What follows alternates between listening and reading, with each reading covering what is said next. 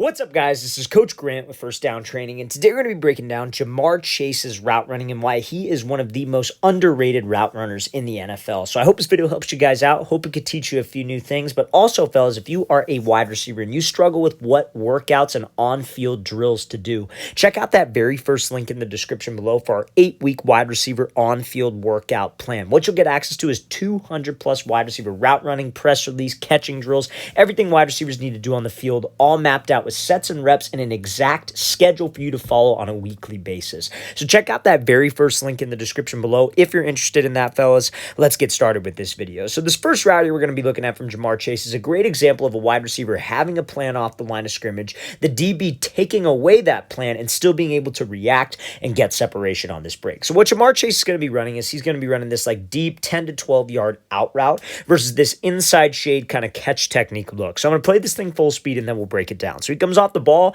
attacks his DB. DB jumps to the outside. He takes the inside release and gives a move and then is able to create space. So let's talk about this, right? Because coming up to the line of scrimmage, if you have to run an outside breaking route and you have a DB who's lined up inside shade or AKA inside leverage, we know based on my pre-snap process off the line that this DB's entire goal of this coverage is to prevent the inside route and force me to the sideline. Force me to the outside, don't give up the inside. So as a wide receiver, your game plan is, okay, I'm going to close the space. I'm going to step on his toes. I want to threaten him to where he thinks or to where he doesn't want me to go, right? Which is the inside, a slant, a dig, whatever it is, because that's what's going to move him. He's going to do whatever possible to keep that leverage. Now, sometimes DBs get greedy. Sometimes DBs try to anticipate the route. Sometimes DBs are trying to disguise the coverage. It is a very, very crafty position. So when we close the space with him and we're trying to attack his leverage, this DB jumps to the outside. Playing the wide receiver position is just as much about having a plan as it is reacting, okay? So this DB jumps to the outside and tries to take away the outside release. Chase just puts the brakes on and takes the inside release. We are totally fine. Guys, you can take whatever release on whatever route that you want. Maybe like, obviously, like if it's an MOR, a mandatory outside release fade or something like that, you have to take the outside release. You have to force it. But if that TB takes it away, take what he gives you. Because the whole goal of him being in press coverage, the whole goal of him trying to get hands on you, trying to reroute you, is to screw up the spacing and to screw up the timing of the play. But you don't let him do that if you take what he gives you. So our mindset would be, okay, let's attack him off the line and take the outside release. He takes away the outside. Let's just take the inside. Let's react and take what he gives us. Now, you see how Chase, when you take this inside release versus this DB on an outside breaking route, our goal is one of two things. Either get as skinny as possible, so run as tight as we can to him, or you want to try to stack over the top to where he is trailing your back hip. So you could use a move like Chase does here, which is like a rocker step, or some people would consider this like a hip shift, which is essentially a hard fake to the inside, getting this DB to bite on the inside route, and then we're able to accelerate back to the outside. Now, why is it a big deal that he takes the inside release here? Because at the end of the day, we have to have spacing and we have to have timing with the quarterback. If he just predetermined his release off the line, like automatically, no matter what, we're going to come off the ball and attack him and we're taking an outside release. If this DB jumps to the outside, we're still going to force the outside release. If this DB gets hands and you force the outside release and you break to the out route with not that much room and a DB right on your hip, that's not enough room for that quarterback to throw us open. So we have to take what the DB gives us. So make sure that we have a plan, but also make sure that we have a plan to react. And this is a great example of that from Chase, a very, very underrated and not talked about enough aspect of route running. So now, this is going to be another example of a deep 10 to 12 yard out route and a great move that you guys can use at the top of the route when also taking the inside release. Now, this is more of like a predetermined release. I guess you could say he didn't have to react on this. This is another great example of his plan off the line actually working, right? So you see how Chase, he's got a reduced split. So a reduced split that means that he's lined up very, very close to, like, since he's on the right side of the ball,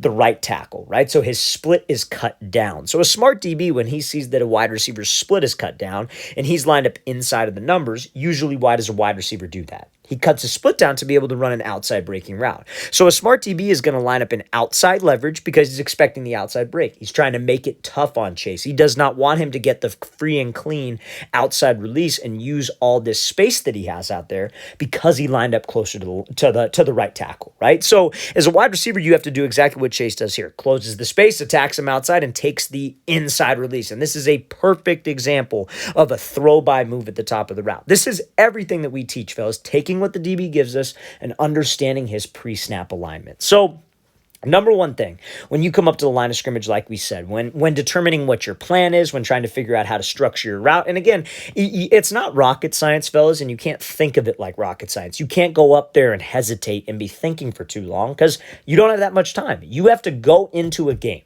with maybe 5 or 6 different releases that you like. Maybe that might even be too much. Maybe like 3 or 4 releases that you like, that you're comfortable with, that you know you can execute and that you know you can do quickly, because playing fast is the name of the game as a wide receiver, unless you're running a backside route or a slower play route, obviously. So when you have those releases in mind, those releases you pick, how you narrow it down is based on this DB's pre-snap alignment. So the 3 things we're looking for is the DB's leverage. So is he lined up outside shade? Is he lined up head up? Or is he lined up inside shade? That helps me pick the release and how I structure the route. So in this case, he's outside shade. Now, the next thing I'm looking for is he right up on the line? Is he 2 to 3 off, or is he in like off man? In this case, he's 2 to 3 off. And then the last thing we look for is the type of coverage. Is it man or is it zone? And it looks a lot like man because his eyes are right on us as a wide receiver.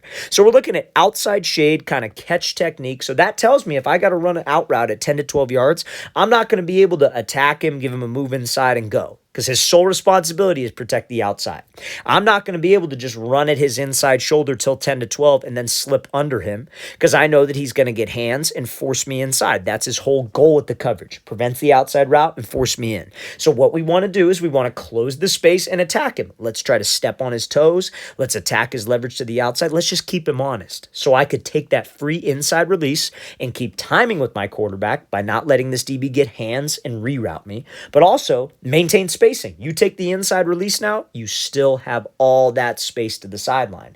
So if you can push up to the top of the route selling vertical, running in full stride, running full speed, committing your hips, committing your shoulders. This is why Chase is such a great route runner, because he has a high route running IQ. He knows how to run his routes. Obviously, he's a great athlete. Obviously, he's very fast. He's playing in the NFL. But you're going up against DBs who are very fast, who are great athletes. And everybody who's watching this in high school, youth ball, eventually you will get to a point where you're playing a DB who is just as good of an athlete as you. And you will not be able to just run around it. These types of things have to apply. So you push up vertical, you self-fade, you get his hips to flip, and if you can't stack over the top where he's trailing your back hip, what do you do at the 10-yard out? You put the brakes on, you swat by at the back of his shoulder or the back of his hip. Those are the 2 points of control. And when you swat him by, you make sure that you put the brakes on, you get low with your hips, so you could slip underneath him, and now look at all the space that you have. And you're on time with the quarterback's drop and with his read, because you didn't force the outside release. You didn't just try to run around and get rerouted, get forced to the sideline. Fellas, it's all about timing, and it is all about spacing when it comes to your route running. And that is how you determine all of that, and how you do that based off of the pre-snap look. Distance, leverage, and the type of coverage. So let's play this thing again full speed one more time. Great job by Chase closing space, stepping on his toes, and then having a perfect throw-by move at the top of the route. Okay, so now we're going to talk about another out route here from Ja'Marr Chase, but this is going to be from a little bit different of a look, and I'm going to let you guys kind of think about the pre-snap process that we talked about on this one, because it applies for every single look that you see as a wide receiver. So again, check this out. You see how Chase has a reduced split. Again, he's lined up inside of the top of the numbers. He's very, very close to the right tackle. So what would a smart DB do? Smart DB would be playing outside shade. Now, this DB is playing it a little bit different than the last one. But again, same principles apply. When it comes down to the leverage of the DB, whether he is right in your face or whether he is like 8 yards off like this DB, his principle of the coverage stays the same. He's outside leverage, protect the outside, don't let anybody run an out route, a corner, a comeback, a fade, and force everything to the inside safety help. No DB is going to play outside leverage without some kind of help to the inside. That's another reason why you want to identify the leverage. It tells you a lot about the defense as a whole. So let's watch what Chase does here. So again, outside shade, off man, zone type coverage about 8 yards away. So he pushes up vertical, attacks the inside shoulder and hip, and uses a great rocker step to give him some space to the outside. Because again, if we have our split cut down, we have a lot of space to the outside. But a lot of wide receivers, anytime that they see this like outside shade zone type look, they try to just run to something called the blind spot. Guys, a DB is taught, do not give up the outside. So if you just try to run around him, he's going to get hands and he's going to force the stem of your route to the sideline. I don't care how big, I don't care how physical you are. Sometimes a DB's just got the upper hand in that situation. So to maintain spacing to the outside, we have to attack his inside shoulder. You want to try to make him miss. You want to close the distance, but you want to maintain the space because the space is how the quarterback throws us open. So you see how Chase gets all the way to the break point, attacking the inside shoulder, and he used this move called a rocker step. A rocker step is essentially like a step in the direction you're going first. It's a 1-2 at the break, so it's a 1-2, or you could think of it as a right, then left. It could obviously go the opposite way, but Chase is breaking out to the right, so you step with your right foot first, hard plant in the grass, and then you sell like you're going to the inside by planting with the left foot. So it's a right, then left, or a 1, then 2. Step in the direction you're going first. And that threatens his inside shoulder, threatens his inside hip. It looks like a post because when you guys throw this move, you want to be very loose with your upper half. Think that your belly button wants to turn to the sideline. You hard cut here, belly button turns to the opposite sideline. To sell it, to hold the DB, but also to keep your space and keep that spacing to the sideline on the play. That's a textbook rocker step there. That's exactly how you would want to run a 10-yard out versus outside shade off man or zone when they're sitting at about 8 yards. Let's close the space. Let's attack him all the way to the break point. Let's threaten the inside shoulder. Did he have to do a rocker step? No. He could have just ran and attacked the DB's inside shoulder and hip, got him to flip open, maybe think fade, and then put the brakes on and slip under. Very similar to the last example, right? But in this case, there's no release. You don't need to worry about it. You're just attacking him off in that off-man zone type coverage. Let's play it full speed one more time. Great job by Chase, hitting that 1-2, attacking his shoulder, and then winning on that out route. All right, fellas, I really want to thank you for watching. I really appreciate it. If you have any questions at all, don't hesitate to leave those in the comment section below. We always appreciate the feedback. It's always great to hear from you guys. And again, fellas, if you would like an 8-week wide receiver on-field workout schedule, everything wide receivers should be doing on the field for route running, press releases, hands, everything is in regards to that position. Check out that very first link in the description below. We'd love to get you on that. I'll see you guys next time.